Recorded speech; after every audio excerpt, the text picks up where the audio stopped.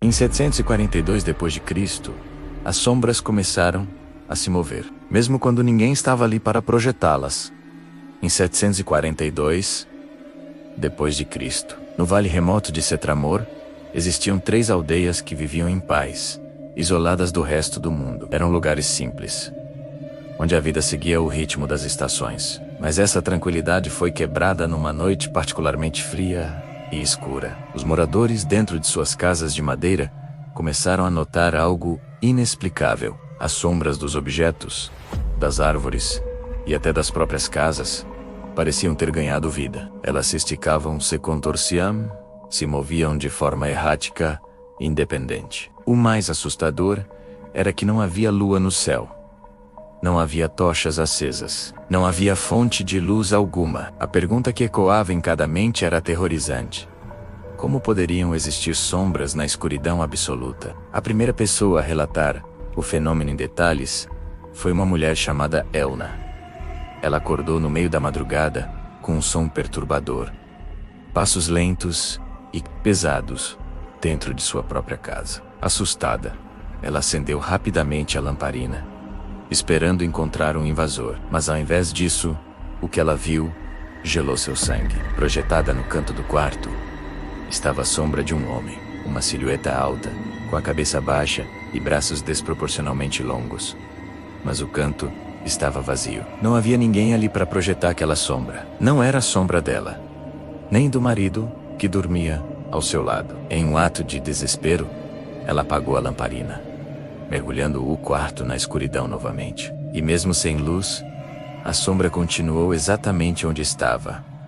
Uma mancha escura e imóvel na penumbra. Em pouco tempo, o pânico se espalhou como fogo em palha seca. Os vizinhos de Helna começaram a relatar o mesmo fenômeno horripilante. Sombras humanoides caminhavam silenciosamente pelas ruas de terra batida das aldeias. Elas atravessavam portas fechadas e paredes de madeira, como se não fossem barreiras físicas. Eram vistas subindo pelas fachadas das casas, movendo-se com uma agilidade sobrenatural, como se fossem criaturas vivas caçando na noite. O terror atingiu seu ápice quando uma criança, tremendo de medo, contou aos pais que uma dessas sombras se aproximou de sua cama. A figura escura se inclinou sobre ela e sussurrou uma única ordem com uma voz seca, como folhas mortas se arrastando: "Não acenda." Aterrorizada, mas desobedecendo o aviso, a menina acendeu uma pequena vela. No instante em que a chama surgiu,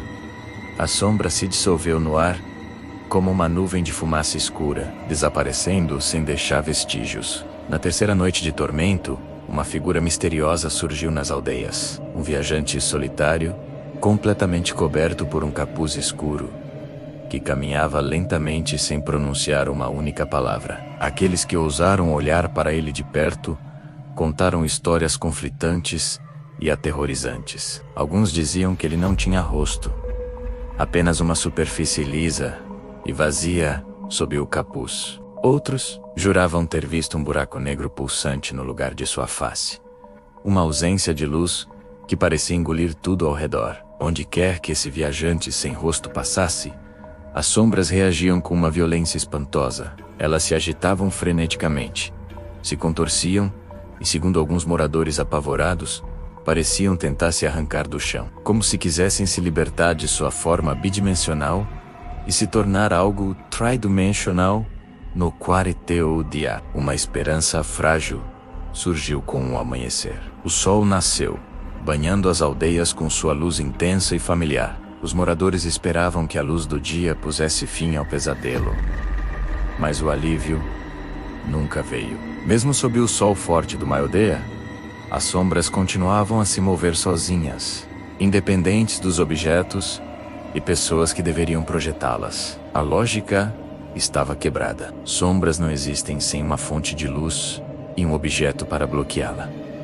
Então, o que eram aquelas coisas? Um dos registros mais perturbadores daquele dia descreve o momento em que uma sombra atravessou o corpo de um lenhador chamado Tramon.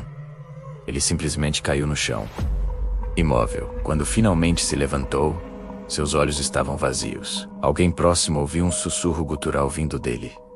Não é mais ele. A partir daquele momento, Tramon parou de falar. Parou de comer. Ele apenas ficava parado por horas, olhando fixamente para o canto mais escuro de sua casa, como se esperasse pacientemente por algo que estava prestes a sair de lá.